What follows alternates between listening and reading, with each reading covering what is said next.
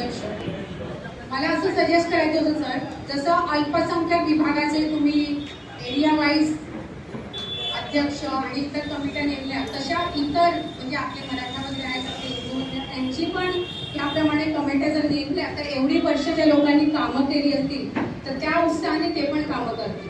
म्हणजे आता कसं हे झालंय की फक्त अल्पसंख्याक यांचं जर कमिट्या नेमण्यात आल्या आणि इतर यांना जेवढे आपले कार्यकर्ते आहेत एवढ्या वर्षापासून कामं करतात, पण त्यांना पण एरिया वाईज त्यांना पण कमिट्या नेमून त्यांना पण अध्यक्षपद इतर पदं दिली गेली तर आपल्या विभागामध्ये आणखी उत्स्फूर्तपणे कामं होतील.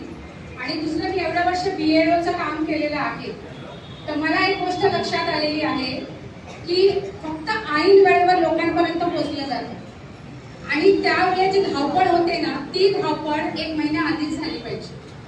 कसं होत आहे की मोस्ट ऑफ लोक जे मतदार आहेत ते इकडे असतात किंवा नसतात, ते बॉम्बे साईडला वगैरे आहेत आणि त्यांची नावं इकडे आहेत आणि मग ती लोक ऐन वेळेवर येतात आणि मग ते शोधायला बघतात की आमचे कोणत्या बूथवर आम्हाला जायचंय. तर ह्या गोष्टीवर पण लक्ष दिलं पाहिजे, कारण काय होत आहे की ते लोक ऐन वेळेवर येतात आणि बूथवर मग म्हणतात कुठे जायचं, धावपळ होते आणि ते आपलं एका उठाने माणूस जिंकतो आणि भरतो.